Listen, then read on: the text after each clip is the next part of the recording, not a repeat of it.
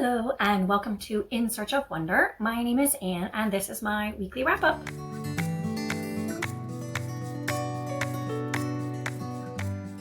I finished my Jane Austen puzzle that I bought a couple weeks ago when we had those snow days. And this is the second puzzle I've done in this series. Here's the box. Oh, it's upside down. That's super helpful, isn't it? The world of Jane Austen. So I did the world of Charles Dickens before, which was much harder because a lot more buildings, a lot of teeny tiny buildings, a lot more characters, teeny tiny characters. This was a lot more, like empty space and larger buildings and larger people. So it was just a lot easier. So I did it much faster. But it's really cool. So it has like the houses, real houses, like the house where Jane Austen lived with her mom and sister in Chawton. And there's a Jane Austen there, and that guy here is her brother? One of her brothers, I think. And her niece, that's her niece, and then this over here is her sister, Sara, and then that's her mom. It's a little bit of a hyper compact.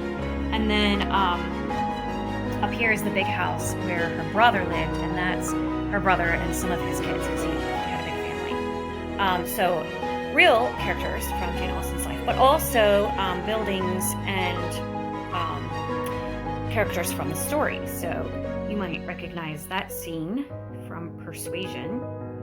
And then over here, I thought that this scene was Lady Catherine de Bourgh having an argument with Lizzie, but it's actually a scene from Mansfield Park, which makes more sense because I was like, what's the guy doing there? I don't understand. But that's actually from Mansfield Park.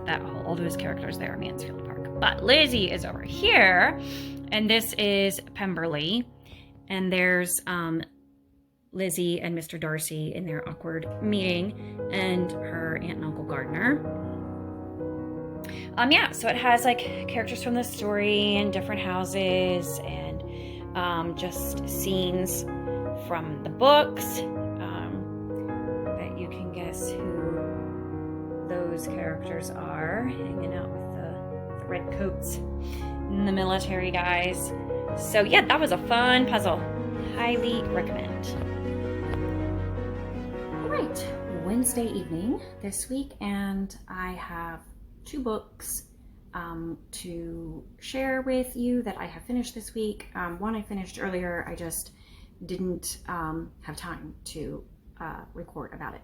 And that was A Girl in Winter by Philip Larkin, which I borrowed from the library on Hoopla, and is a classic, a modern classic written in 1947, I believe. So set in the middle of London during World War II, and featuring a girl, Catherine Lind, who it is never exactly specified where she is from, but she is a foreigner and a refugee of some sort living in England.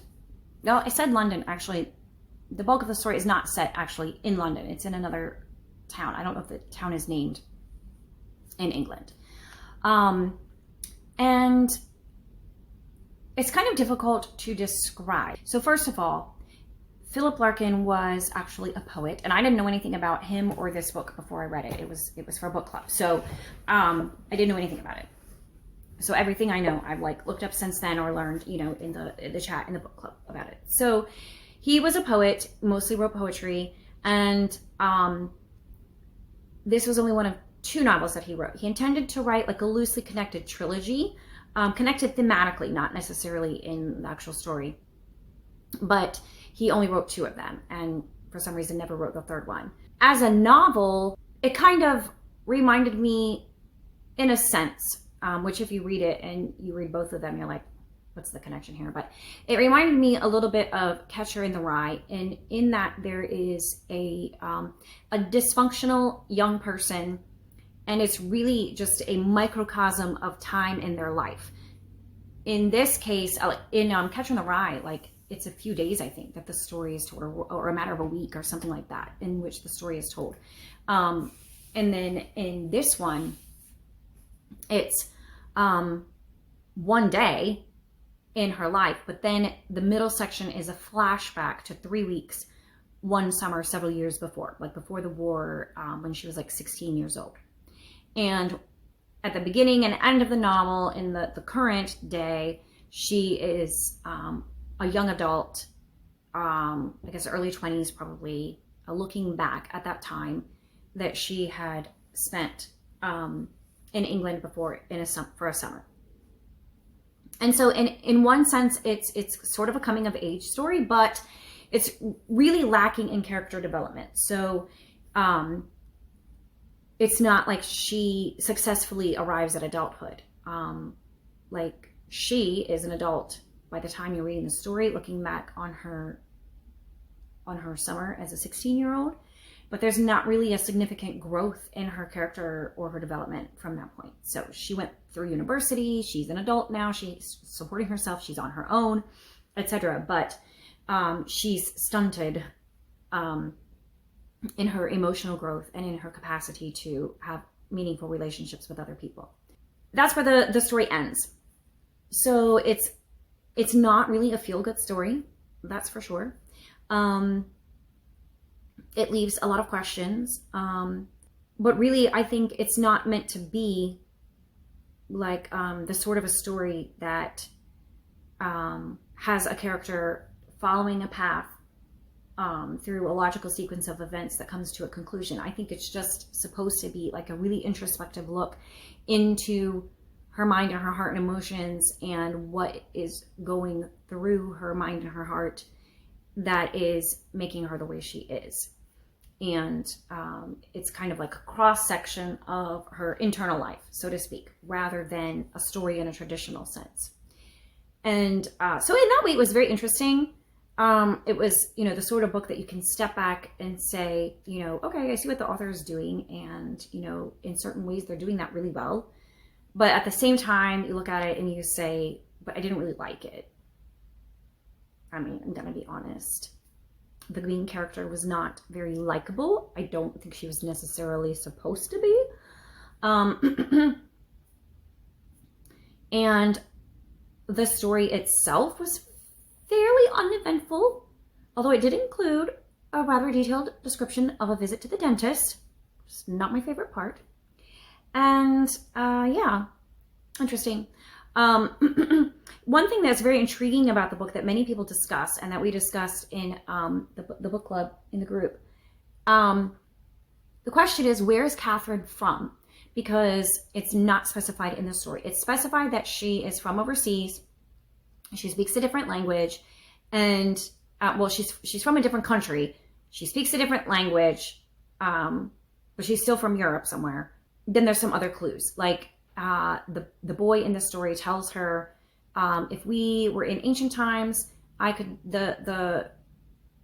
take you straight to the Rhine from here. So there are some clues. It narrows it down.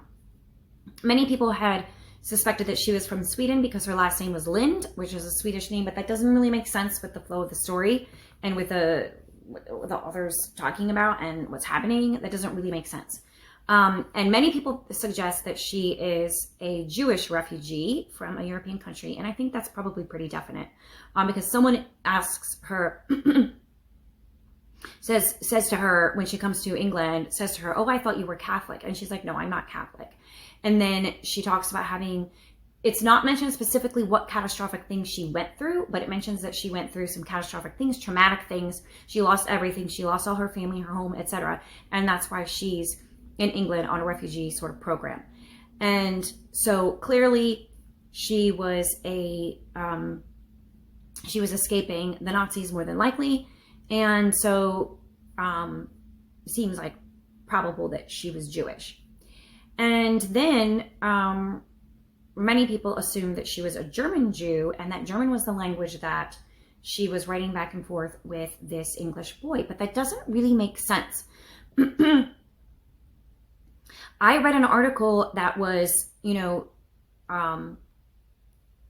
was putting forth that theory as to her identity early on when I was reading the book, because I was trying to figure out where she was from. And I was trying to figure out, like, what is this book even about? So I read this article and review, and so when the guy said that, I said, she's more than likely seems to have been a German Jew. I just kind of went with that and didn't really think more about it. But then when we were discussing it, several people said they had just assumed, based on the context clues in the book, that she was French.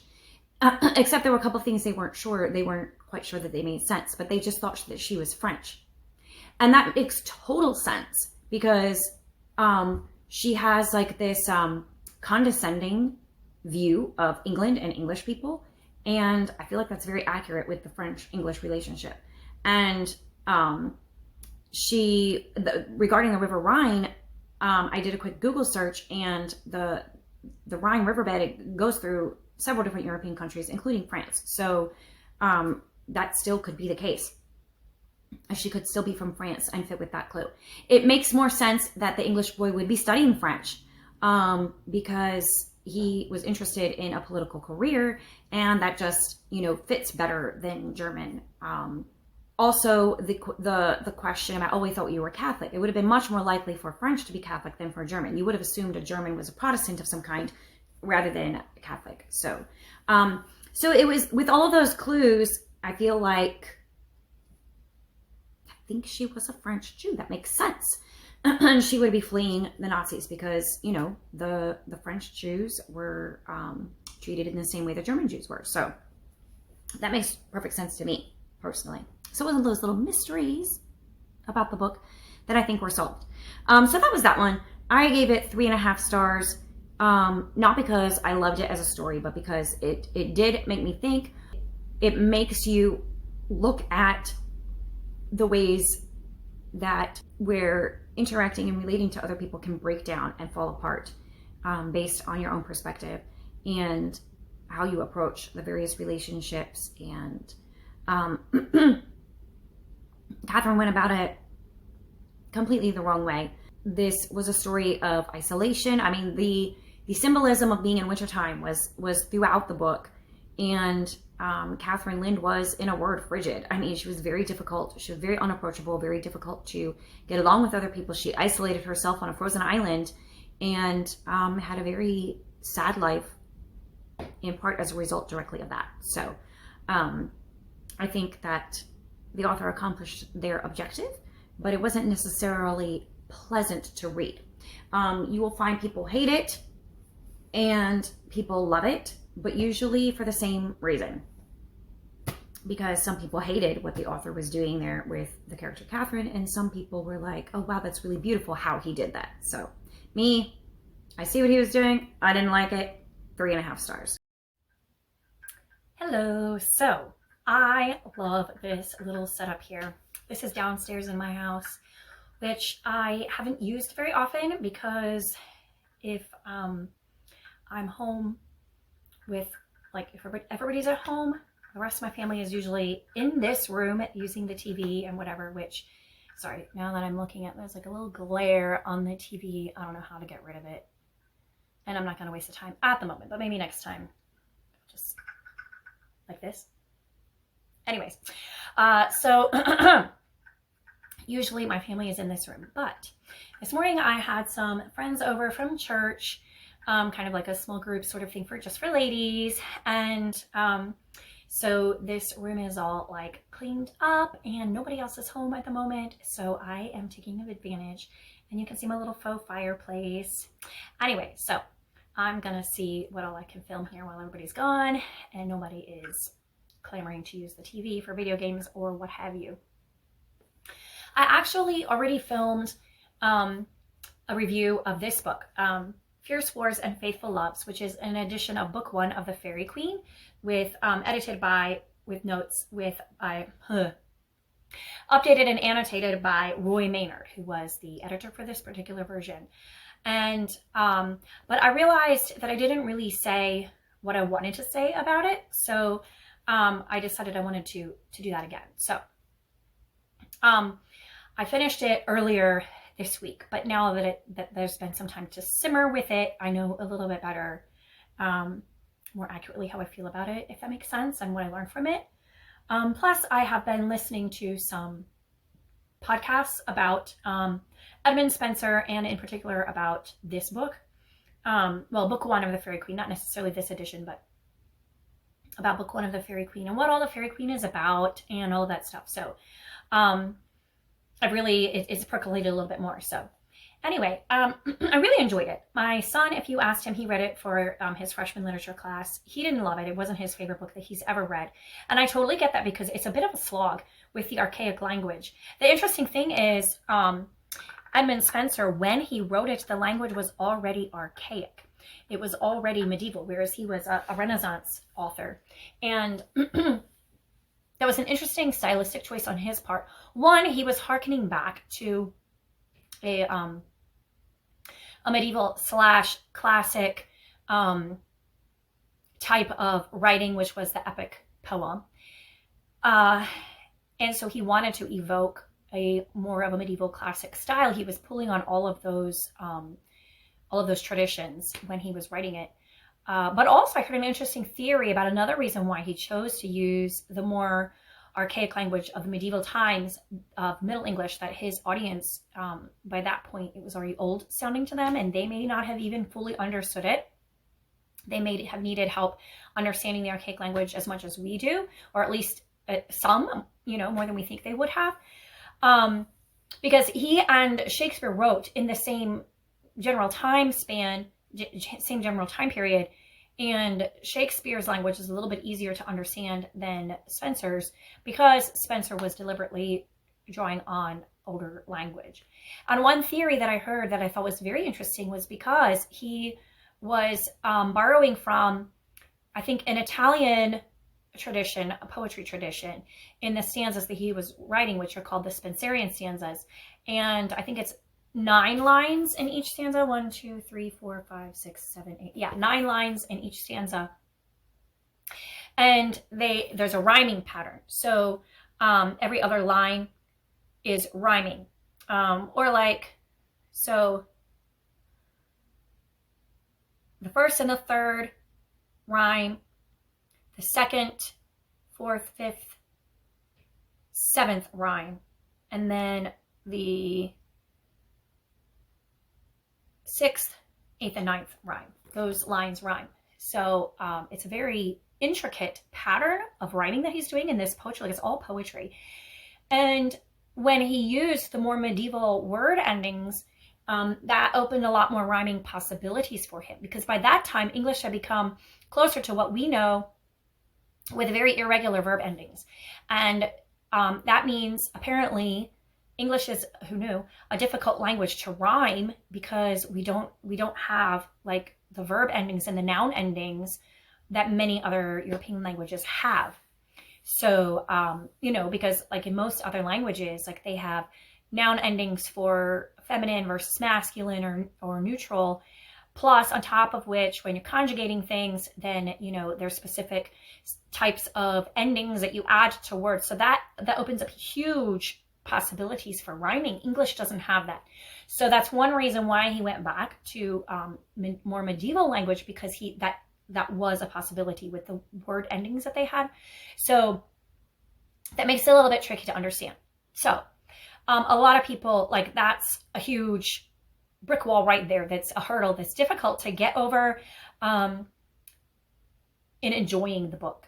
So I was really thankful that I read this one, because this one is written, I think, with students in mind. And so it may be overly simplistic for some people with the way that he updated and annotated it. But for me, it was perfect because it made the language very accessible. So I appreciated that. It gave me an appreciation for the book that I wouldn't have had otherwise, trying to slog through understanding the language. And he updated all the spellings in here, which I appreciated also.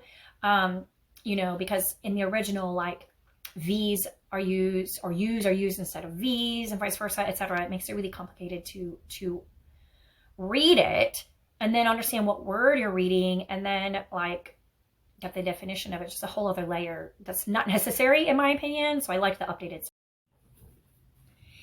There are multiple layers to this story intentionally that Spenser layered into it.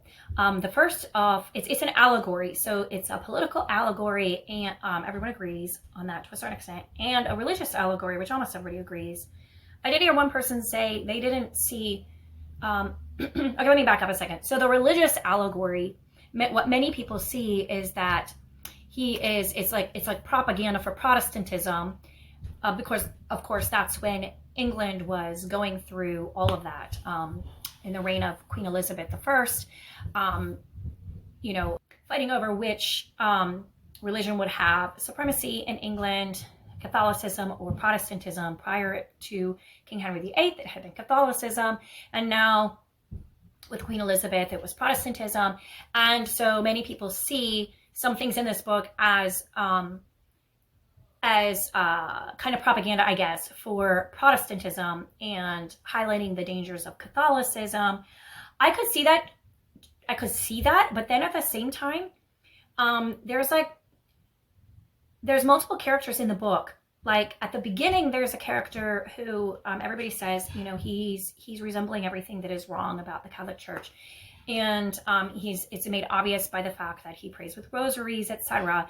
And then fast forward later in the book, you have some other characters who are clearly the good guys, but they are also, one of their defining characteristics or descriptions is that they are praying with rosaries.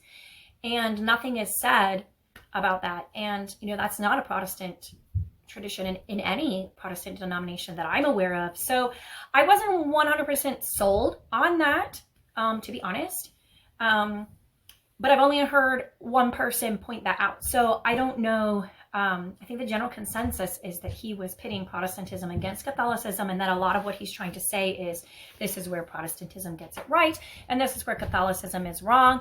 I think it's probably more likely he's saying this is where religion, whatever it is, gets it wrong. And whether that's Catholicism or Protestantism, whatever, this is like error and hypocrisy are things that we must fight against. And I think that that's probably more likely. I think he's painting with maybe broader strokes than we give him credit for. But on the other hand, he probably was trying to get in good with Queen Elizabeth. So it's totally possible that you could read into that, the Protestant versus Catholic part of the story. And then also, he's weaving in the politics of England with Queen Elizabeth, and then Prince Arthur. So before he's King Arthur, he's Prince Arthur in all of these stories, and he's supposed to be like a, I don't know, almost like a type of Christ, I guess.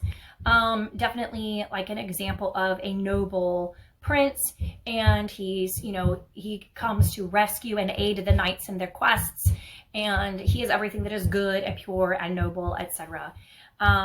And there's definitely implication that a popular idea, an idea that was popular at the time, was that the Tudor line, which was Queen Elizabeth, had descended from King Arthur's line. So he's also definitely giving credit to Queen Elizabeth. There's reference to the Faerie Queene. I mean, that's what the whole book is about. Although the Faerie Queene, to my understanding, definitely not in book one, but I don't think in any of the books, I don't think she makes like an actual appearance. She's just spoken of throughout all the stories.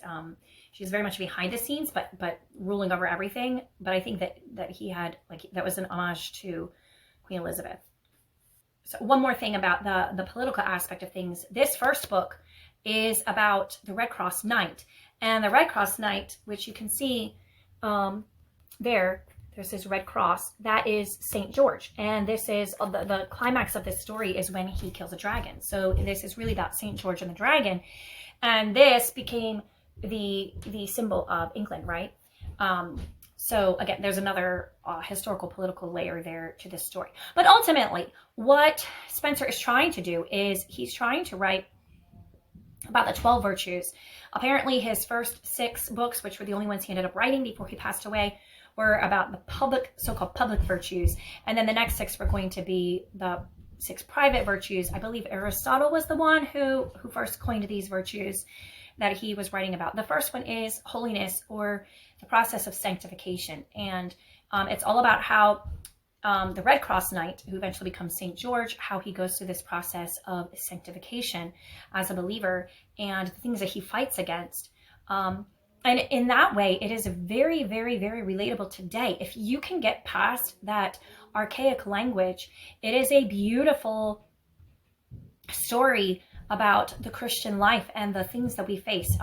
He faces monsters and dragons and giants and false women in his quest. and they're all symbolizing things like error, or false things that are false, and pride and despair and hypocrisy. These are all of the evils, plus people trying to deceive him into making wrong choices and doing wrong things. And sometimes he's victorious in them, and sometimes he falls flat on his face. And along the way, he has the Princess Una, who is on his side. She starts out the quest with him. They get separated, and then they rejoin towards the end of the story. But she is always like aiding and assisting him no matter what, like whether she's with him or not, like she is on his side and she's helping him, and she stands for truth. And so she is always there to assist him in coming back to the truth and ultimately having victory in the truth. And he ends up saving her parents' land from the dragon that has had them captive. And that's like his kind of ultimate victory that he has in his walk. Now, sorry, there's something that's bothering me. I gotta fix this. Okay, I feel better now. Anyways, so my very favorite chapter was the chapter about despair. And well, canto, it's called a canto rather than a chapter. And it was so well done. And it was astonishing to me how well that chapter could reach across hundreds of years, across time and space, and speak to things that we feel now. Despair is a common enemy that we all have, and depression is not a new thing. Neither is suicide or anything like that. And this chapter touches all of that. And there is so much truth and goodness in that chapter. And it's so well written how Red Cross the Knight, how he falls into despair and how it affects him. And he's ready to end his life and give up his quest and everything. And that's where Prince Arthur is able to help him. It's so good. Like, that chapter was gold right there. And that was my favorite part of the story. And anyway, it was very interesting. So overall, I gave it 5 stars. Now, this was not necessarily because, like a sheer enjoyment sort of book. Sometimes a book, like, you just love it and you want to read through the whole thing and you can't wait to get to the end and you just love the story and you want to live with the characters.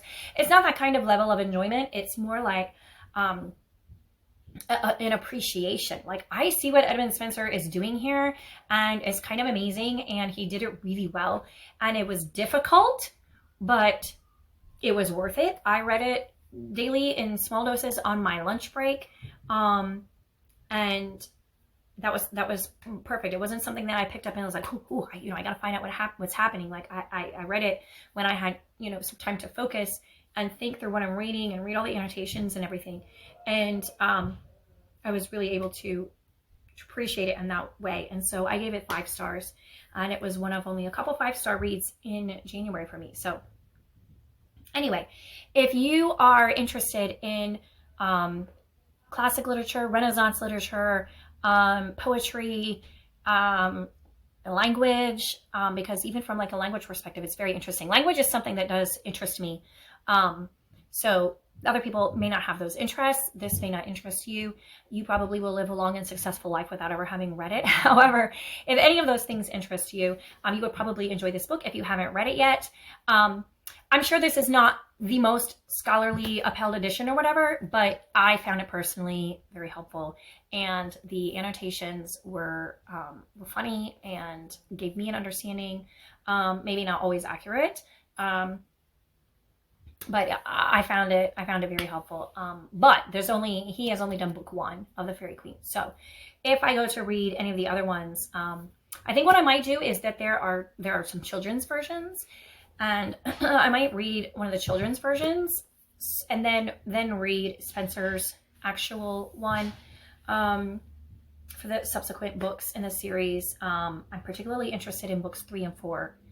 I've heard many people say book 5 is, there's a lot of like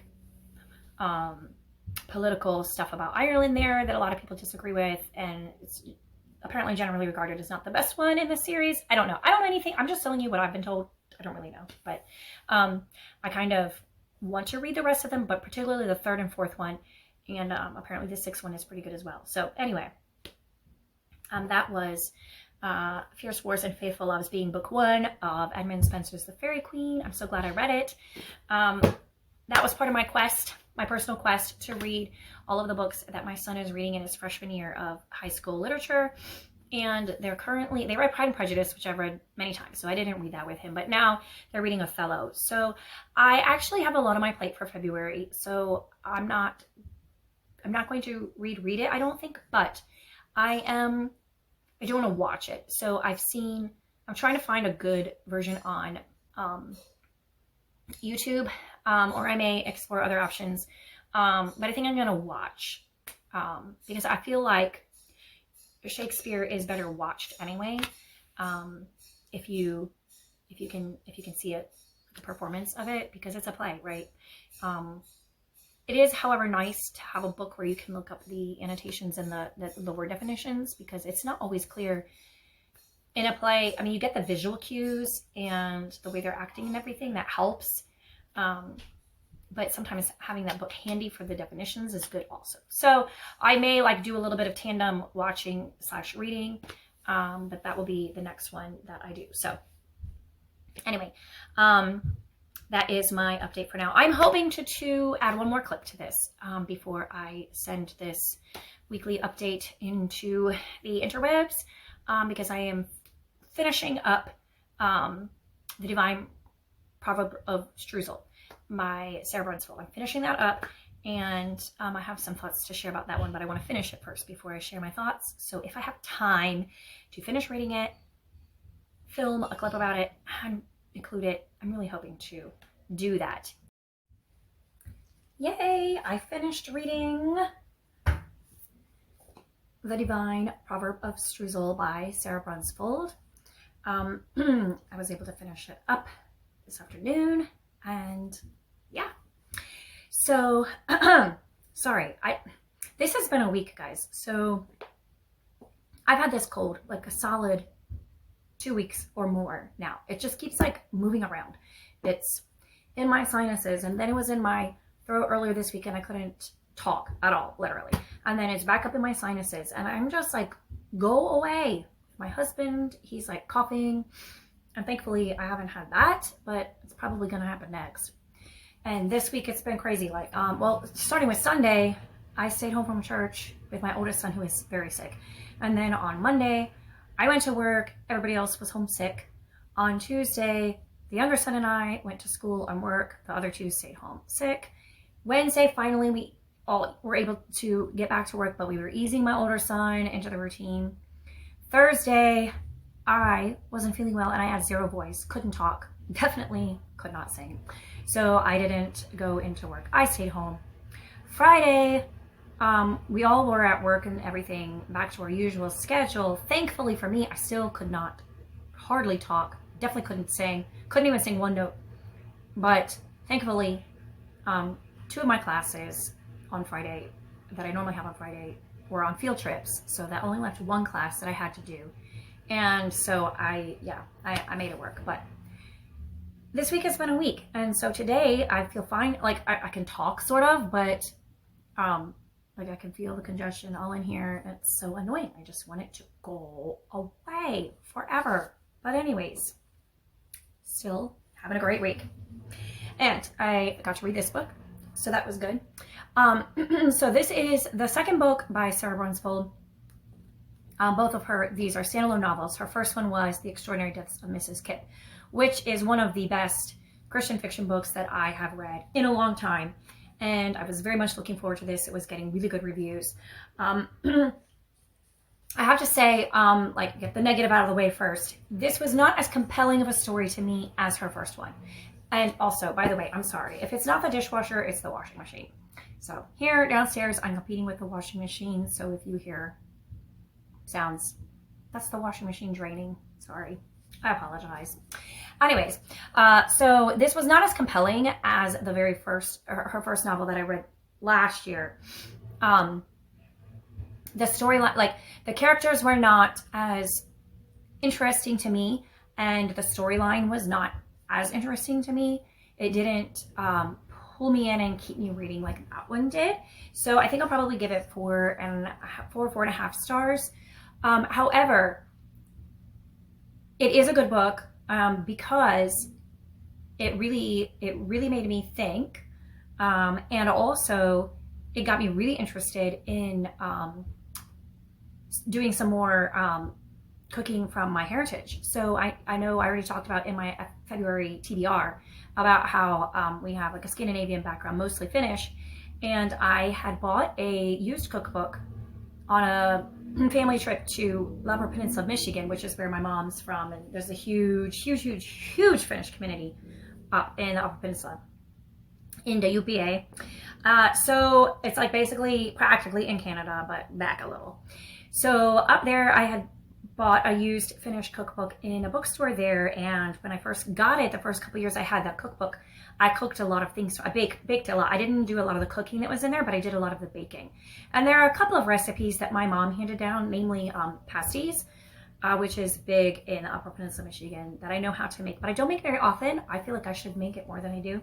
Anyway, this just inspired me because that's all about what it is. This girl is learning about her roots and her family history by cooking through this notebook of family recipes that are German recipes. And in the process of doing this, it's very cathartic for her, and she finds healing in the process from the things that are going on in her life. So a lot of people have a contention that's justified regarding Christian fiction, that it can be very preachy and shallow, maybe could be a word. It's not like, in my Deep Thoughts video that I posted earlier this week on Friday, I talked about, idea driven versus plot driven. And a lot of times in Christian fiction, the story is plot driven, and there is a theme or an idea that the author is, pushing home, but it's just kind of shoehorned into the plot. And, there end up being these awkward conversations about, Christianity or whatever, or, they go to church and they hear a whole sermon there's a whole sermon by the pastor included in it. And so it can truly, it ends up being, awkward, or sometimes pedantic, or sometimes preachy. To be fair, I have read secular novels like that also. It's not exclusive to Christian fiction. Like it happened, like those same criticisms can be lobbied at any number of secular books and authors as well. So I don't think it's 100% fair to say that all Christian fiction is like that, because I think that's not true. But I do think that you can't throw out the baby with the bathwater, because Christian fiction, as a genre, is more able to more straightforwardly address specific Christian issues in the context of a story than any secular market book, especially nowadays. Back in the day, the general public was more receptive to such a thing. And so, and it was more of a given that the reading audience would at least have a solid Judeo-Christian background, worldview, etc. That's not true anymore. So I think that there is really a good place for Christian fiction, because they can, as a genre, the authors can look straightforward at a problem through a distinctly biblical lens. But the trick is to do it deftly and in an engaging way that's not preachy or pedantic. And I think that Sara Brunsvold does that well. I think in her first book, she was maybe a little more successful. I feel like in the first book, the story was tighter and the narration was tighter, and it held together better.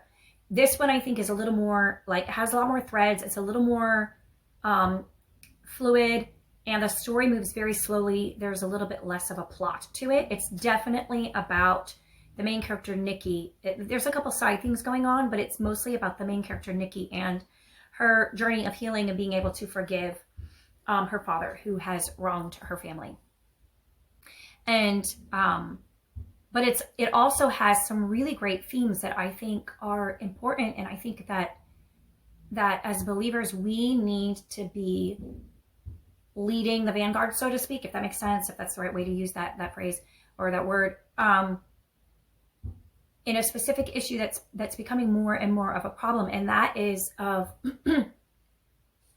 well, in a more general sense, of cutting people out of your life, cutting off people who do things to you that hurt you or that you dislike, and just cutting them out of your life. And more specifically, one generation doing that to the other generation. You know, whichever that is, like the previous generation or the coming generation. You know, like parents cut off their children or children cut off their parents because they just don't like the choices that they're making or the things that they're doing, or they've hurt each other, etc. And I feel like that is, as this book explores, that only ends up hurting everybody involved.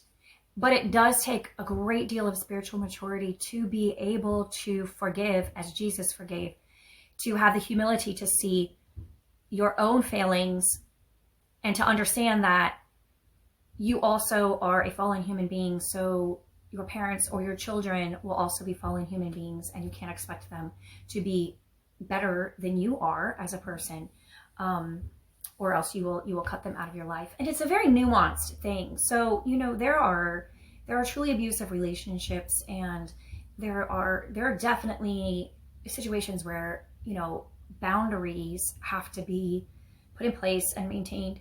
It's very nuanced. It's not as easy as saying, like, you know, you have to welcome your parent into your home under any circumstances. I don't think that's true, but you can't completely cut them out of your life either, except for, you know, maybe there would be certain circumstances where I think that would actually be appropriate. But I think it's just a good, this really explores it and touches on that topic in a really beautiful way. And I think it's important. I think it's important for us to consider, at least, to consider, what does it look like? What would it look like if I forgave so-and-so? And what if I try to develop a relationship in where I can and how I can?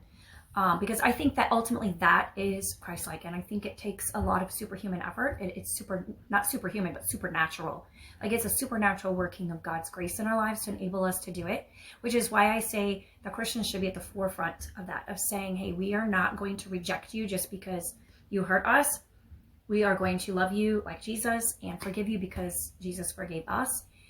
Anyway, this book really explores that. I think it's a really important topic to explore, and I think that Christian fiction can explore it more effectively and more directly, like really get at the heart of the matter, better than any secular published book could.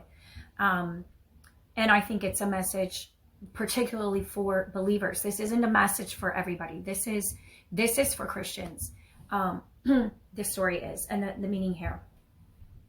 So I found it personally challenging and convicting. I highlighted so many quotes in here. It was really good. I loved the character of Aunt Emma. I love that the I don't know what you call it, but the device or whatever, that she was off screen, so to speak, the whole time. She's always like just calling in, but her wit and wisdom is just adds a really fun touch to the story.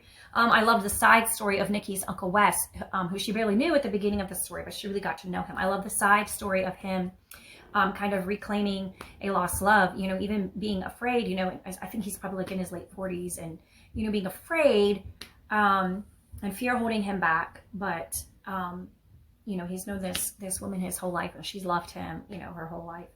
And just seeing that, like, this, it's not a romance, but it was really neat. That was really kind of cool to see. But it's all about connecting with other people and bridging gaps of communication and learning to forgive other people. And there's also, like, probably the strongest element and theme is that of connecting with the people who came before you, and the value and importance, even if they had skeletons in their closet, even if they weren't perfect, even if they weren't whole, even if even if the dad got angry and yelled at the kid and distanced himself, I know that happens. I know that happens, but that doesn't mean that you can pretend that it didn't happen. It doesn't mean that you have to, cut that person out of your family background. You can't. Like, you came from that. So it's much better to work through it, to allow God to change you so you don't carry those things forward into the next generation. But that doesn't mean cutting off that person or even their memory. In this case, it would be the memory of that person, and hating their memory. Anyway, and it's all about how the people who came before us make us who we are, and valuing the things that they treasured and the things that they struggled with, and just valuing them as what they gave to us, even though it's always a mixed bag, because people are people, and our parents are imperfect and grandparents were imperfect, and there's no such thing as, a perfect lineage. I mean, look at Jesus. Look at his lineage. He had some interesting characters there who did some pretty interesting things. So anyways, I think it's a really valuable story in that sense. Like I said, didn't exactly pull me in. It wasn't as compelling of a story, the story itself. But I loved what she was saying in it, and I love how she worked through it in the story. I feel like it was a very personal book for the author, and I think that shows. And it has a very valuable place in the canon of Christian fiction. And I don't know. I personally really enjoyed it. I think that everyone would benefit from reading it, and I think that you will enjoy it. I love all the recipes. I would like to try some of them. And I'm also, like I said, trying finish recipes. I had some friends over today and made some cardamom balls. I posted on my Instagram. It has a huge long Finnish name that I'm not even going to try to pronounce. It starts with something that kind of sounds like cardamom, but then it has other syllables in there, and little letters with little lots of things that I don't know how to say. Not going to try to say it, but they were pretty good. Little cookies with flavored with cardamom. Quite delicious. And then I have a little mini haul to show you before I wrap this up. So I ordered this from Pango with credits that I had. The Lady's Guide to Fortune Hunting by Sophie Irwin. This has been on my to-read pile for a while. It's just like a Regency rom-com sort of thing, I think. And I got it basically free on Pango with credits, like I said. And probably when I'm done reading it, I will probably put it back on Pango, because I don't generally keep, these are just fun reads, and I normally don't pay for them. I only get them through the library or Hoopla or free on Kindle or whatever. But I will read that one at some point. This February might be a good time because it's set in Regency times, and a little romance novel. And I also was at a thrift store today with my husband, and they had this really nice, it's almost what's the word? Cliche to find this at a thrift store, because there's when my sister and I were doing the thrift store book bingo, and there was literally 8 copies of The Help in a row. But I have never seen a copy like this at a thrift store, and this is better than the copy I have, because I think, not that I don't think I will ever read this book again, probably, but I feel like it's a bit of an iconic book in the scene of American modern literature. So anyway, I have a beat up paperback copy, so it was nice to get a nice hardback copy. But it's hardback, and I'm gonna take off this. There's this deluxe edition wrapper here, and look at the end papers, and then even the even on the paragraph breaks there, and up there it has that little design, and what is that called, deckled edges, the papers. Really, it's a beautiful copy, and it's brand new. I don't even know that anybody who had this book read it. There's a little bit of denting in the corner there, but otherwise it's in great condition, and I got it for $1. So I'm going to replace my beat up paperback with this one. Like I said, I don't know if I'll ever read it again, but I don't quite want to get rid of my copy, and I like that this is a nice, better hardcover. So that is my weekly wrap up for this week. I hope that you all are doing better than we are. We're getting there. We're like 75 to 90% completely well again. So looking forward to better things next week. And this is fun. I don't know if I'm going to be able to kick out my voice often enough to do my filming here in this room, but I really like it, minus the sound of the washing machine. I hope that's not too much of a pain. All right, anyways, talk to you later. Bye.